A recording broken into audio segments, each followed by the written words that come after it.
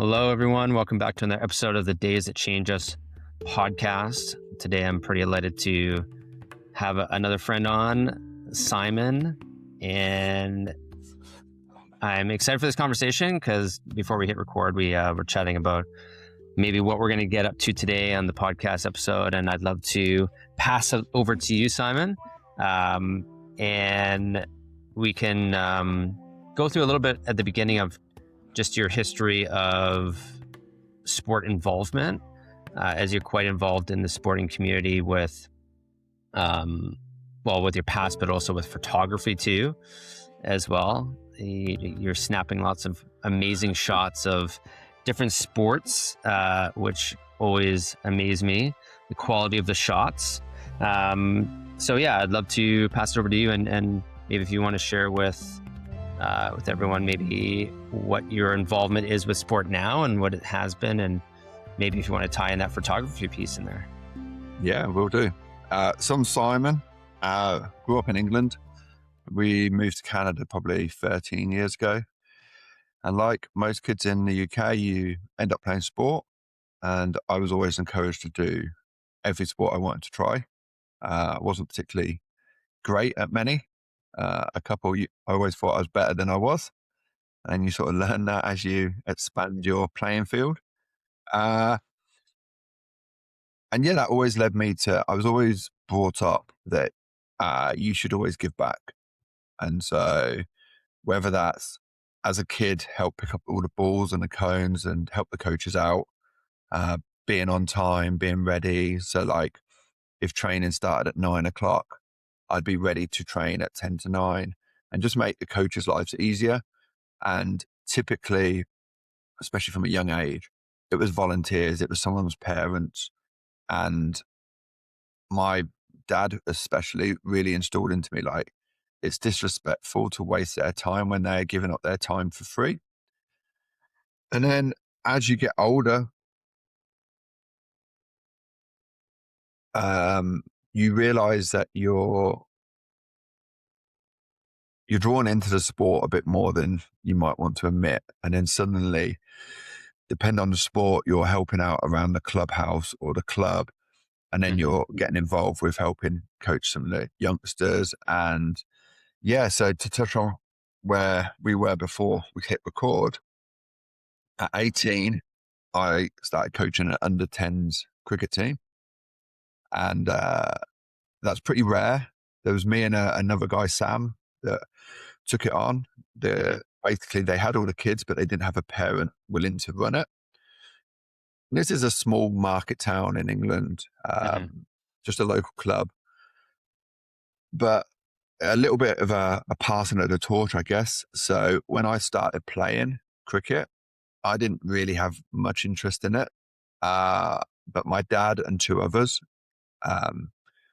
started the youth setup at this club. Now, they used to have one, and then over the years, it sort of died off. And so they had nothing. So we were the first team to start. And I think maybe 3 out of sort of 15 kids knew what cricket was, or what a cricket bat was, or a cricket ball, let alone the rules, which are fairly complex.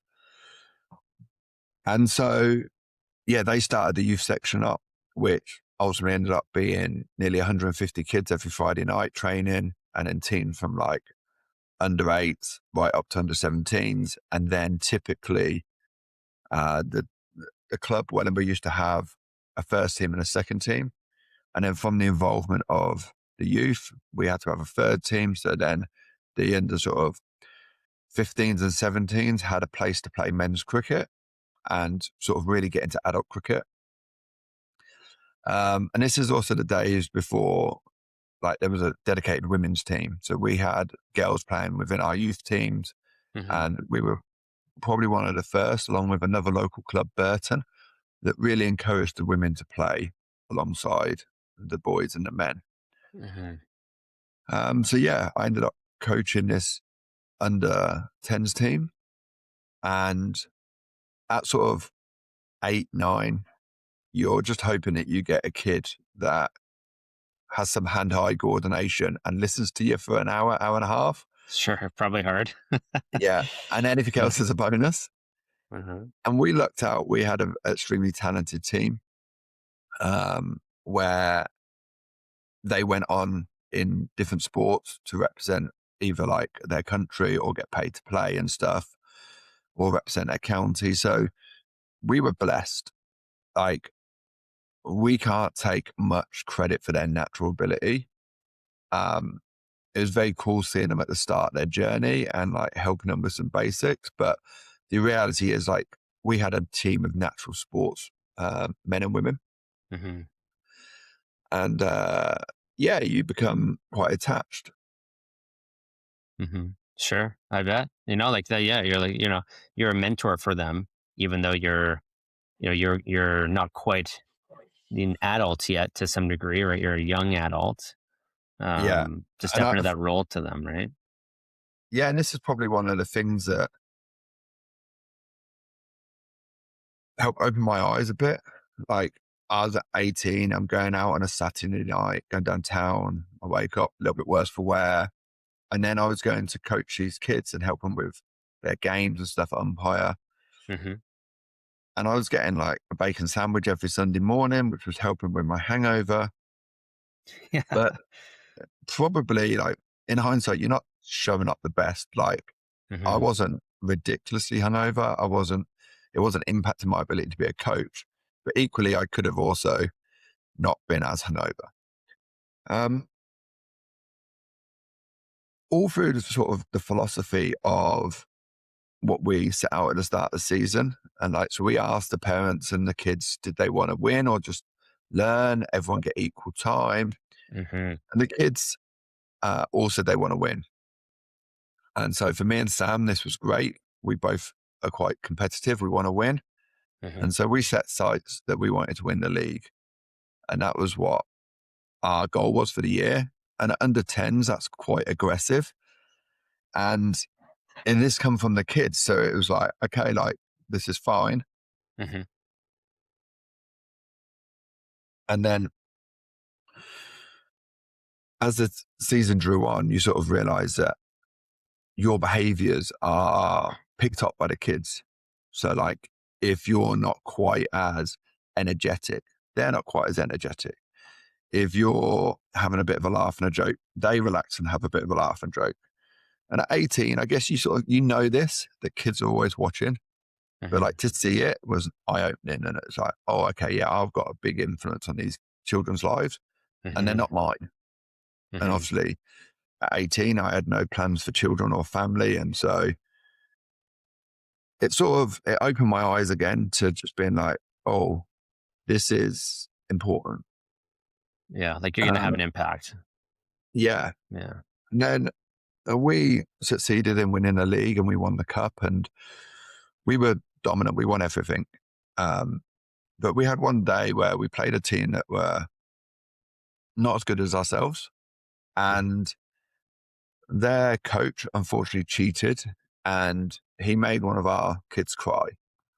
Mhm. And I didn't realize at the time, but I'd become quite protective of them.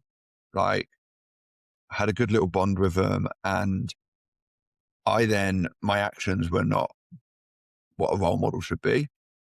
And while the parents seemed to support me, I then had to go into a change room full of 8 and 9 year olds and explain that what I did wasn't acceptable.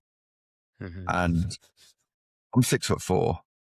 I've never felt so small and been so humbled in my life.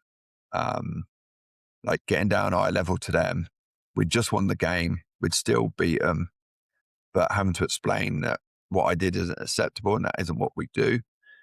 Mhm. Um, that was hard. Like, it hits your ego a little bit Yeah. because you're happy you've won and the cheater never prospered. But equally, my actions overshadowed their victory. And that should never be the case as a coach. It should always be the kids first. Mhm. And yeah, I let them down. I let myself down. And yeah, having to like deal with that face to face with these kids who kids ask the best questions. Like, well, why did you do it? And you're like, "Ah, I don't have a great answer." Like, To get right to the Nothing, point. nothing I can resonate with you. Whereas Yeah. every adult was a bit like, oh, I think you've done the right thing. And there wasn't a Hmm. conversation. They just validated your bad behavior. Uh-huh. So yeah, that was sort of pivotal for me. Yeah. Really hit home a little bit like, oh, I've got a responsibility now. Yeah. Um, Unfortunately, a couple of weeks later, um, I didn't cover myself in glory in a game. I I reacted to an incident on the pitch, Hmm. which resulted me getting a lengthy ban, which for cricket was unheard of. Hmm. It it just doesn't happen, especially back Hmm. then. Um, and then I had to write a letter to the kids and to the club, like apologizing but explaining my actions and why I was wrong. And yeah, again, like you're forced to look in the mirror and Hmm. like, is this who I want to be? And like when you're 18, 19, that sort of age, and you do some things, your friendship group at that age, they celebrate that. Hmm. And yeah, when then you're looking and talking to 8, 9, 10 year olds, that isn't really the best example for them. And like we constantly complain about professional sports people being disrespectful to the ref or opponents. Hmm. And there I was doing the same thing at a local level. And yeah, it was humbling. Yeah. Yeah, totally. And like, especially to go and having to, own up to what you had done in front of, you know, those in which you're teaching and coaching and mentoring. Definitely humbling. Who, who would you say, like, for yourself taught you that to recognize? Cause like in the moment there, right? In the moment you recognize, okay, the parents applauded me for doing that. But yet it sounds like there was a party that's like, I need to go and make amends with the kids here because that was quite impactful for them. That's actually really, that's quite like emotionally intelligent at that young age, even of 18, to Yeah. recognize I need to go in and I need to make amends here. And to me, that makes it sound like, okay, maybe you had someone in your life kind of instill that value or that perspective. I was always brought up with the attitude of I could do anything I wanted. I just had to be honest. Whether I'd Mhm. been done something good or bad, honesty was always the best policy. Mhm. Um, I always remember when I was about 15, 16 and starting to go downtown, my dad said to me, I will bail you out once, but if you do it a second time, then that's on you because you didn't learn from the first time. And I was like, okay, well, whatever. I'm never going to get in that situation, etc. But that stuck with me that it was a case of, oh, okay, you've got my back as long as I'm honest about what happened. But also I've got to learn from it. And then I guess from my dad's side, my nan, Mhm. she was very much like the matriarch of the family. She was very big on integrity and honesty. Um, and so you just grow up and you watch these people. The Mhm. same, my granddad on my mum's side, he ran his own businesses and stuff, and how he treated his staff and how they spoke about him. And when you're a young kid and you're just around like the shop and stuff, you hear everyone talking. And I never heard anyone talking anything bad. And half the time I didn't even know I was there. Mhm. And so that always stuck with me that it's integrity and honesty was like the best approach. And Mhm. I guess naturally within me, it was like this emotional intelligence of like, oh, I've done something wrong. I've got to be honest with these kids. And I think with adults, when you talk to adults, it's easy to dismiss an adult or Mhm. get in an argument. With a kid, kids don't particularly argue. Like they either, if you get like aggressive, they shy away. They don't want anything to do with it. And you can't reason in like complex depth because they don't understand. So it forces you to be extremely real and extremely like simple. Mhm. And it's like, well, what you did, was it wrong? And you're like, yes. Whereas with an adult, you would argue the complexities and you'd give yourself excuses and like a way out. But with Mm-hmm. kids, they don't understand. So you're forced to face the fact that, yeah, what I did was wrong and I shouldn't have done it, Mm-hmm. and learn from me, sort of thing. Well, especially when you're, a couple of big values are honesty and integrity, right? Yeah. Because if you don't have those, you could still meet that young impressionable child with, instilling in that, what, actually, I'm going to be dishonest with you right now, right? Yeah. So, the way that you presented that, I wonder if all those kids on your team, the U8 team, uh, take those values of honesty, integrity forward with them after that moment, because they see you just like you saw your mom and dad and your nan, right? How they were carrying themselves, and and how impressionable that was for you, pretty much at a similar age, let's say, as the kids that you were coaching. I can imagine that has a really, really big impact on them, even Yeah. if So even if they don't have, like, even if they may not have those values at home, they're seeing that really be instilled from you as the coach of someone who they're really looking up to, right? yeah, And like I was obviously young coaching them, like mhm, they're 8, 9, but like in mhm, 10 years' time, I was still not even 30 and they're out in town.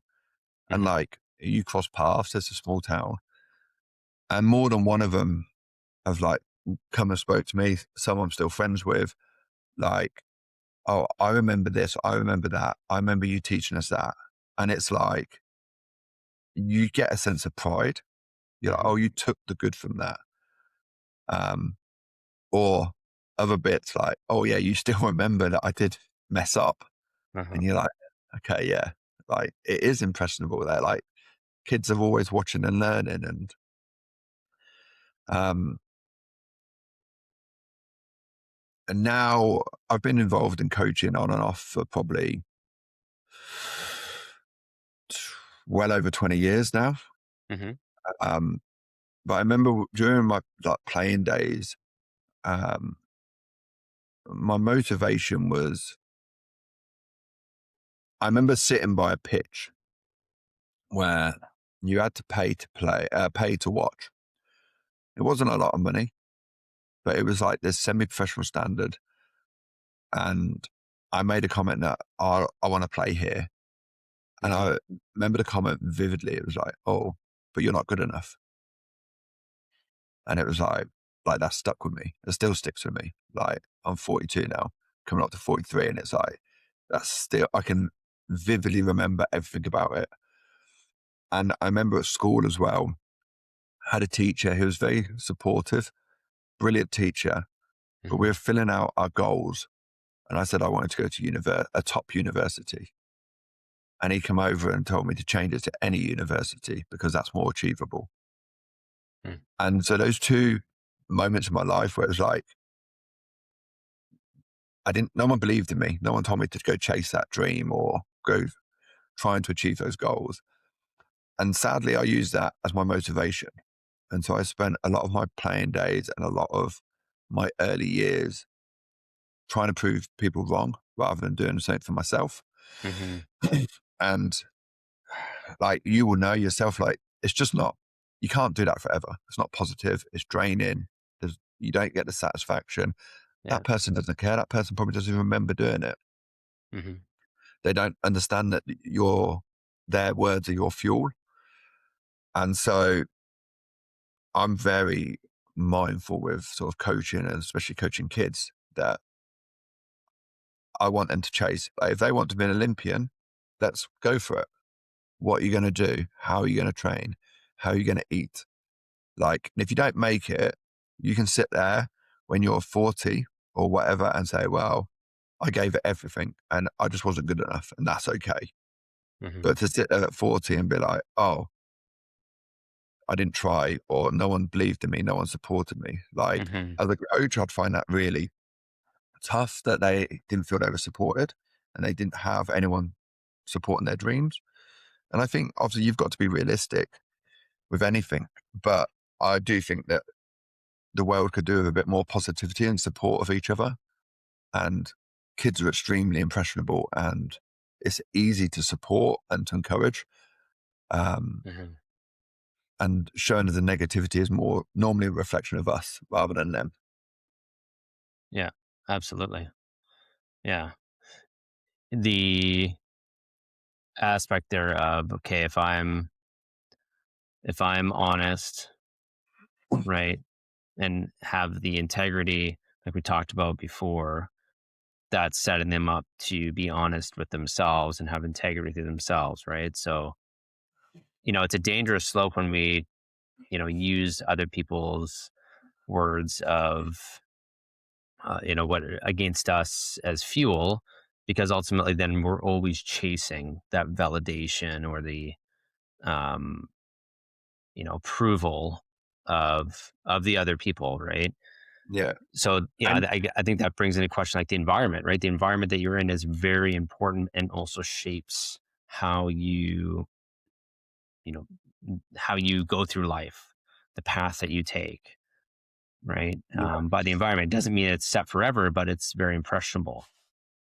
yeah. And like times change. And like Hmm. back in the UK,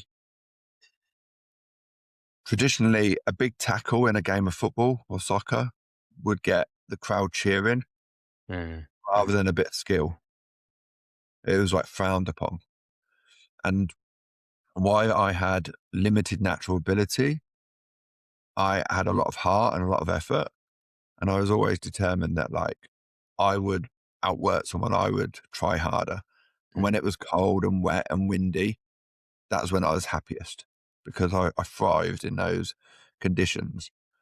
There were better players than me. There were better players that chose not to play at the level I played at. And like, it wasn't that I played at a particularly high level, but it was enough that you had to train a couple of times a week. You had to put some effort in. Hmm. And yeah, it was always one of those things like you're taught like hard work beats talent when talent doesn't work hard. And the amount of talent I saw that just they could have done something with themselves, sporting wise, and they just couldn't be bothered. Hmm. Or no one believed in them. No one gave them that extra bit of belief and push to help them get to that next level. Yeah.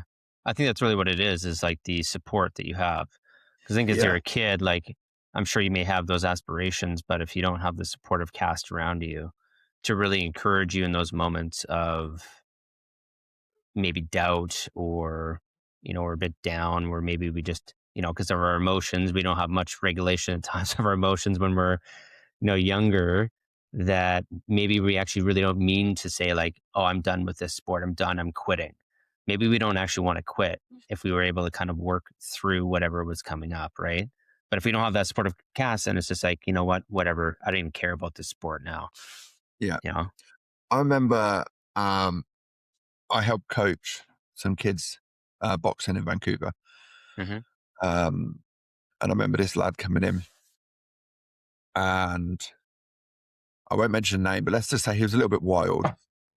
He was clearly a popular kid at school, maybe one of the toughest in his year, was clearly on that sort of borderline of going down the wrong path if he wasn't already starting already.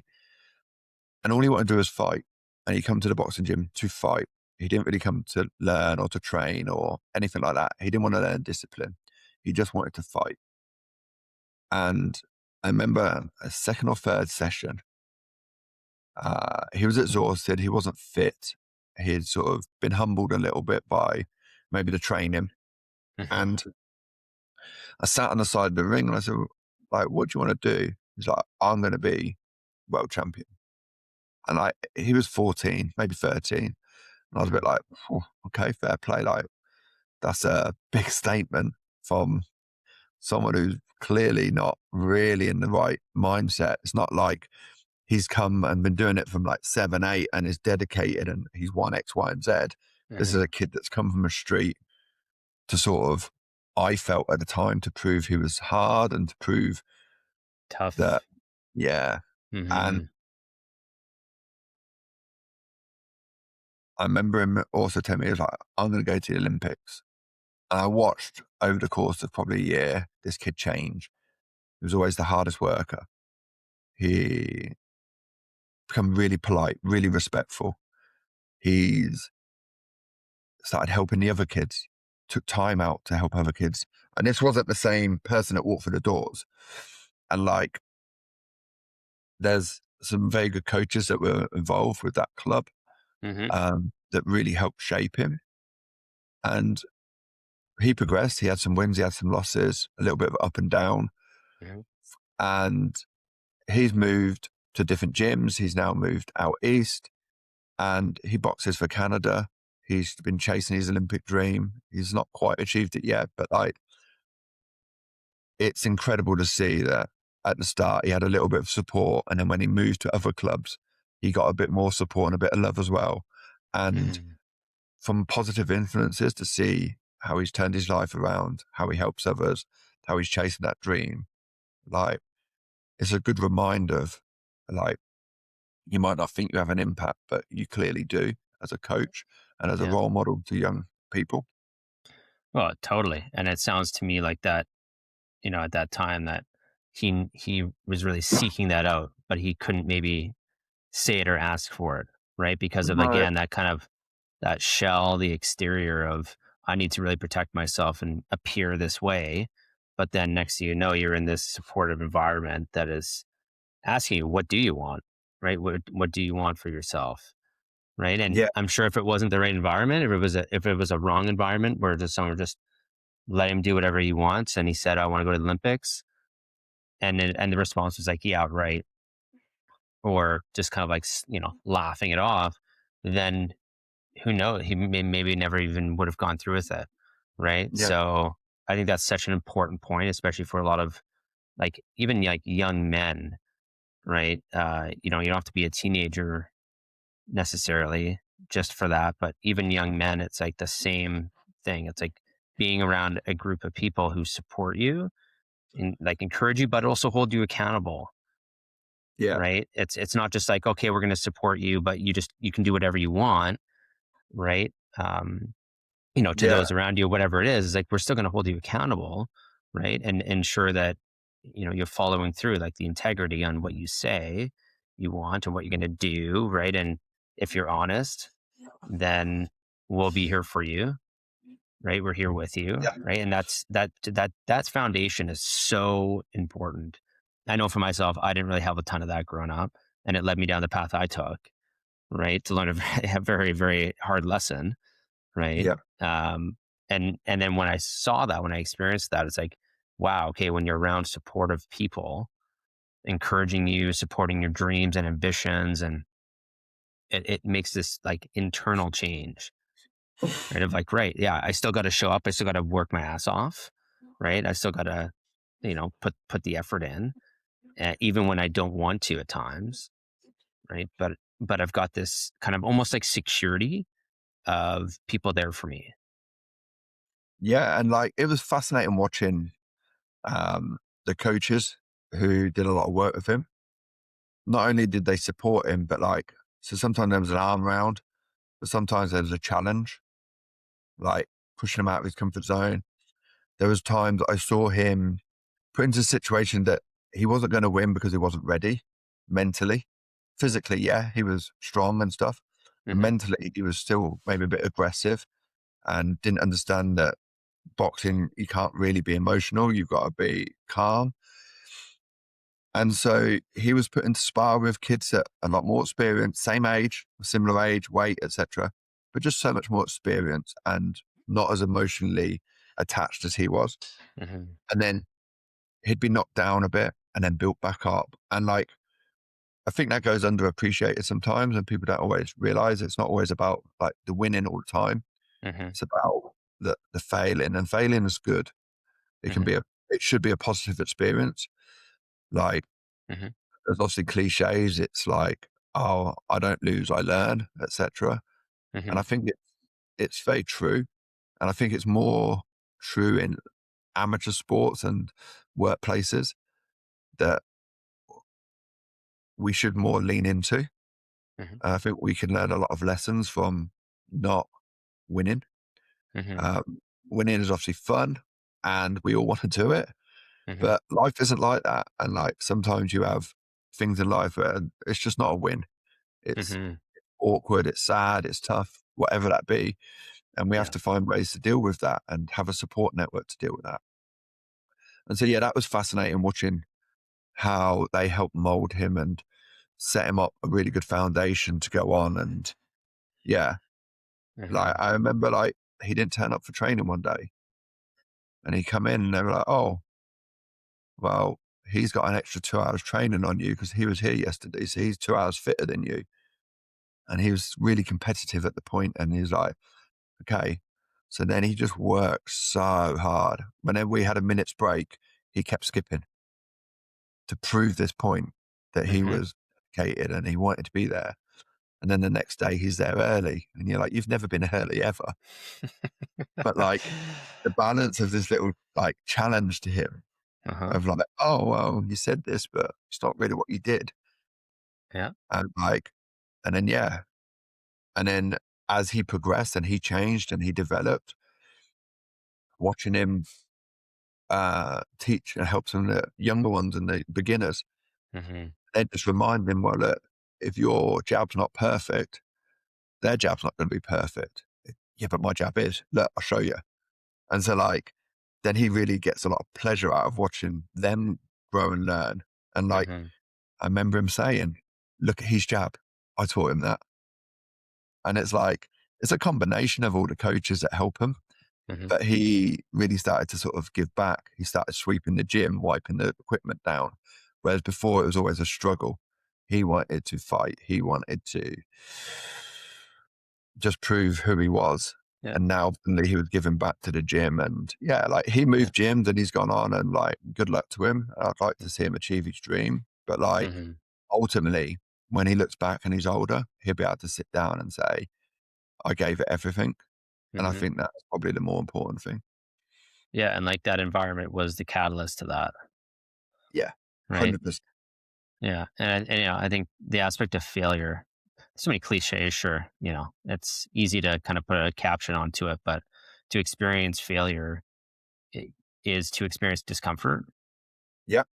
and be okay with that. Be okay with experiencing, yeah, that didn't go as I hoped or expected or planned. And it sucks. It doesn't Yeah. feel good. And at the same time, it's like going to the gym and building the muscle.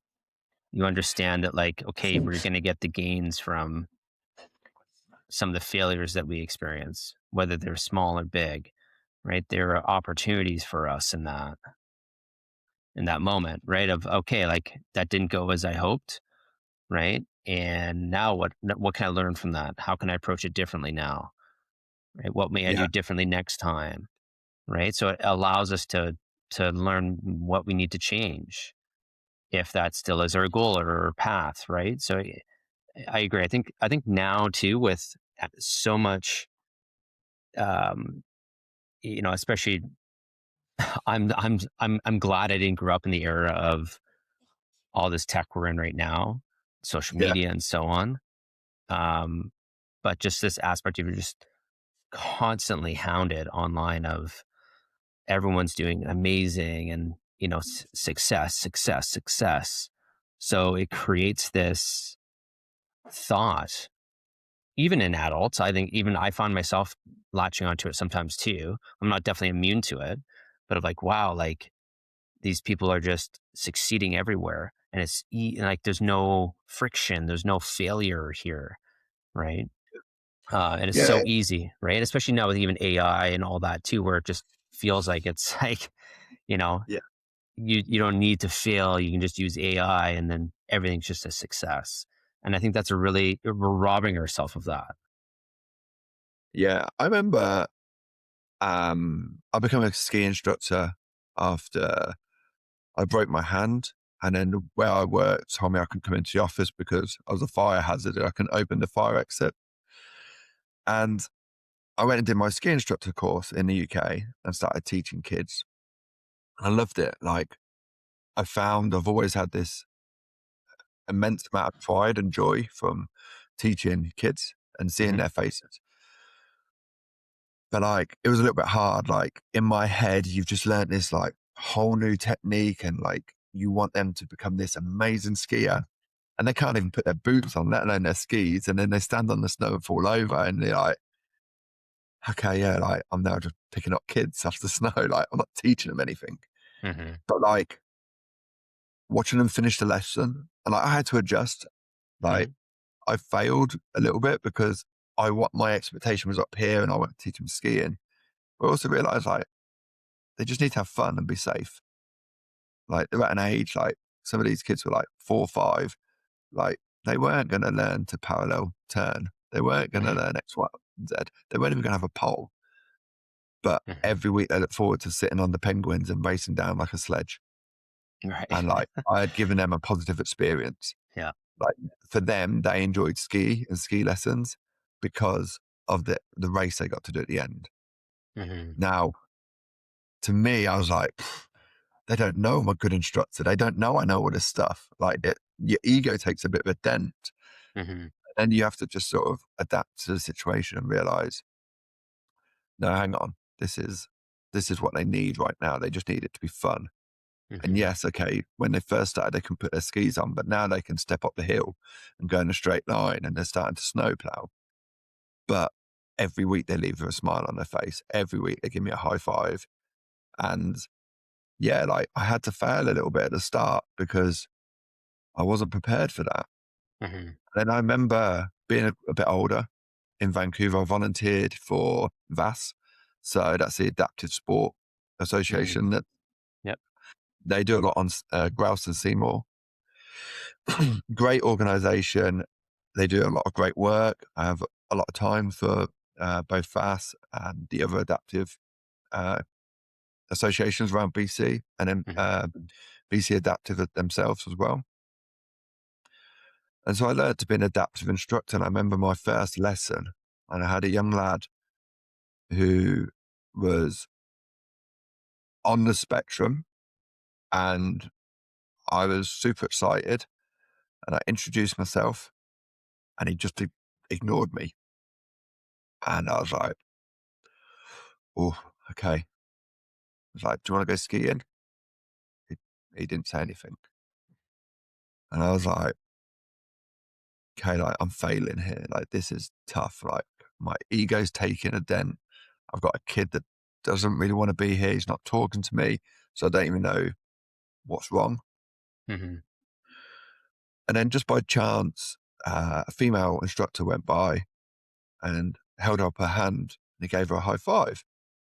So, huh, okay, that's interesting. She didn't say anything. She just put her hand up. So I put my hand up, and he just looked at me, like blankly stared at me. I was like, oh, so I shouted to her again. It's like, can you do that again?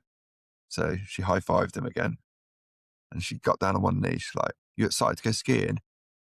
And he just blurted all this like excitement out of his mouth. I was like, okay, like, what am I doing wrong? Like, I'm Mm-hmm. clearly something's missing. I'm failing.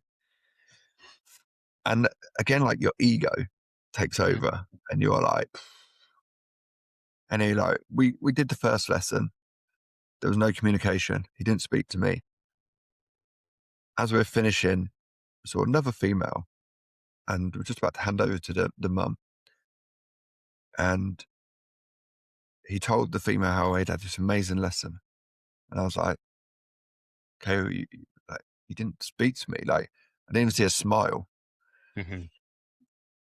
And the mum said, how'd it go? And I said, well, he just said to her that he's had a great lesson, but like communication was tough. Like, he didn't really speak to me.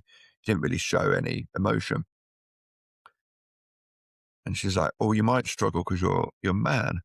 And I was like, oh, okay. And like, sort of took that on board, but it didn't sink in. Mm-hmm. Next week, we're on the chairlift with another instructor and student. And again, she said, oh, you're looking forward to your lesson. What are you going to do today? And this kid, perfect vocabulary, like, was incredible. And then I realized that he just doesn't see males as a safe space to talk. Mm-hmm. And so I'm this 6'4" dude. He's petrified. And so I got an assistant to help me, a young female. And I would be like, hey, we're going skiing today. Are you excited? Nothing. She would say, hey, we're going skiing today. Excited? and his face would light up. He'd tell you, Mm-hmm. and you're like, okay, cool. So I spent the whole season talking to him and him not replying, and me constantly feeling like I'm failing because someone else is just saying the exact same thing and he's responding. But then you take a step back and you're like, it's not about me. It's about them and their learning and Mm-hmm. what they're trying to achieve. And yeah, like that had a big impact on me. Like sometimes you got to remove your ego from the situation Mm-hmm. and understand that my needs were not the important one in that moment or that situation. And it Yeah. was never about me. I'm just a tool to help provide a lesson. Yeah. Um, and I remember I didn't have him the next year, but he got paired with a female instructor and flourished. And like that was quite cool to see that, like, as a team of instructors and the people leading, Mm-hmm. that we'd learned from the failure. And maybe we should have asked some more questions at the start to enable us to change earlier. But Right. yeah, to see that we'd learned from this and that we'd grown and we're now able to provide a better situation for him was pretty cool. Mm-hmm. Yeah. Yeah. It just shows you that it's not always about our agenda, too, right? The ego is oftentimes convincing us that we're the most important, person there, or, if we do something and we do experience the kind of resistance or the friction, or, if we want to label it as a failure, then our ego is really kind of bruised and we try to, you know, protect, or we, try to overcome, right? I'm gonna talk more. I'm gonna, how am I? But really, it's just about understanding, like you mentioned, especially for him, men weren't generally a safe space for him. So once you understand Yeah. that, it's like, right. So what is best for him as he's a kid, right? As well. So yeah, that's a great lesson to learn in that, right? And Yeah. I And also, yeah, sorry, go ahead. I was going to say, I took that on into like my work life Hmm. when I started leading teams, especially bigger teams, where it's like, well, how can I support them? How can I make them better at their job? Like, I need them to be successful for us all to achieve our goals, but I also want them to grow. Like, I get worried when I used to hire people into certain roles when they were like, oh, in 3 years' time, I still want to be here. I'm like, I don't want you. I want you to outgrow this role and to leave me behind. I want you to come to me in 2 years and be like, hey, Hmm. stagnated. I'm a bit bored. I want to do more. What can I do more to get to Yeah. that next level? Yeah. Um, and I always found it refreshing when someone would tell me, well, yeah, with the greatest respect, I don't want to be here. I want to be here or there. But yeah, like that moment of that young boy not communicating with me really made me think about how I can help others and how I can show up and support them. And again, like it loops back to the sports. Like there's multiple different moments in life that have really, um, they all point to the same sort of thing. I'm like, how can I show up to be better for others and help them have a supportive environment? Hmm. And if I'm not creating that environment, then I need to step back and have a look. I Hmm. need also people around me that can have that candid conversation and say, yeah, look, you're out of order on this one, or you're being the problem. And I Yeah. think sometimes we're all guilty of it. We think we're in the right or we're trying to do it for the right reasons. And sometimes it's like, you just got to accept that that isn't the right way or that isn't the Hmm. right solution or you're not the right person for that role. And Hmm. that's okay. And we're better as a village that works together than trying to do everything yourself. Yeah.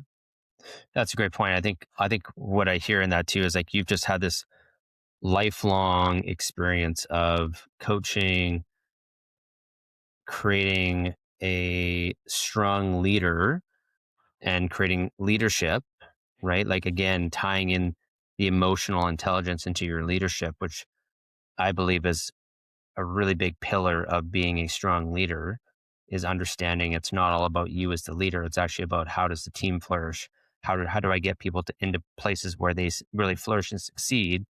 Yeah. That's something that when I was going to uni, I was working at Lululemon, and they were big on that of, you know, Yeah. I hope you outgrow this, and we want you to actually share your dreams and visions with us about where you want to be in, 1 year, 3 years, 5 years. And if it's not here, it doesn't mean like you're not hired. It just means like, okay, how can we support you in that? How can we Yeah. support you getting there? Right? Because I think at the end of the day, it's all about how do we just help each other out? Because at the end of the day, that's going to help everyone succeed rather than it's all about, ego is very individualized, right? Like I need to succeed. It's about me, Yeah. right? Me first, right? Where it's really about how do we all succeed together, Yeah. right? And that includes how do we all take accountability, like collective accountability in that, Yeah. right? I So always like in sports where a team's successful, they very rarely talk about the managers. They always talk about the players and how good their connection is and how well they're working in the system. Mhm. It's very rarely about the manager. And I always think, especially someone who's coached and managed, I'm like, fair play. Like the work behind the scenes to give them players the platform to excel and show their abilities Mhm. is so often uh, underappreciated. And I always think that's a sign that like the manager's doing a great job when you talk about the players and how well Mhm. they're doing. That's something I always do appreciate. Yeah, And then sadly, when they're doing bad, it's always the manager's fault. And of it's course. not that territory. Of course, yeah. Which to be fair, sometimes it is, right? It's like, okay, Yeah. maybe it's something within their leadership that's not clicking for Yeah. everyone that's in the room, right? And Yeah. creating unity and a shared goal and mission, right? Or their approach isn't hitting home, Yeah. right? So I think that's important, right? I think that's uh appropriate in some ways, right? It's obviously it's very like polarizing. It's like, okay, the first person to go when team's not doing well is the manager or the coach, right? Yeah. So it's easy to pinpoint that on them, but I think it's a really important part, right? Unless there's one Yeah. trouble player, then you're like, Yeah. okay, then sadly with our Vancouver Canucks here, I think that it's the whole organization in that one, but we don't need to Yeah. get into the Vancouver Canucks on that. But it's a sad subject right now. Well, why don't we start to close it down with that then? I think that's a great spot for us to start to wind it down for today. Yeah. And I appreciate you taking the time, Simon, and sharing a lot of those really good golden nuggets with us around and with me around, just how valuable leadership is, emotional intelligence is, and instilling those values in the younger generation and kids, but also just in one another, right? Of holding Yeah. each other accountable and honest and staying within our integrity. I think even between friends, it's like how do we show up in that way as well, right? It doesn't just have to be in like this kind of position of you can only do that when you're a leader or a coach. You can still lead in like friendships and relationships in that way too, right? How can you show up with that same mentality to a degree, right? It's obviously Yeah. going to be a little bit different in relationship, um, but still instilling the same values in. So I appreciate you sharing that with me today. And Anytime. yeah, yeah, yeah. And also, I just want to note too, you're a fantastic ski coach because it wasn't too long ago where I was sending you videos of me feeling like I was flying down the mountain and I was going about 2 miles an hour. And you're like, yeah, you got some work to do, but you were also really helpful in giving me the tips Yeah. that And you're really still helped me skiing? learn. I'm still skiing. Yeah, yeah. Yeah. Spent the winter up at Big White. I think Yeah. I think I went 20-25 times this season. Oh, So perfect. I feel like I'm at a good level. I want to go a little bit more and get come comfortable with the moguls and stuff, but I'm really stoked with where I am, and I do have you to thank for a lot of that as well because you gave me some great pointers even when I failed. I Yeah. remember you taking me on my very first blue run at Sun Yes. Peaks, and I had a big bail, and I couldn't You even get went my bit, skis on. And I was underneath the chairlift And I had people saying, "Hey, you all right? Do you want the med team or the A ski ski patrol. patrol?" And I'm obviously, my ego is just taking a beating at that moment. And I'm just like, "No, I'm good. I'm good." And I ended up having to slide down on my ass Yeah. down to you guys, you Yeah. and Lauren. And that was a very humbling moment for me, but also it taught me, it's like, great, okay, I put the skis back on and Yeah. keep going. And sure enough, after a while, those blue runs just started to feel natural, Yeah. right? So it's Well, it'd just be good like, to ski with you next year. exactly. Oh, we're gonna do lots. Yeah, Yeah. yeah. Okay, thanks, Simon. Appreciate your time today. Thank you.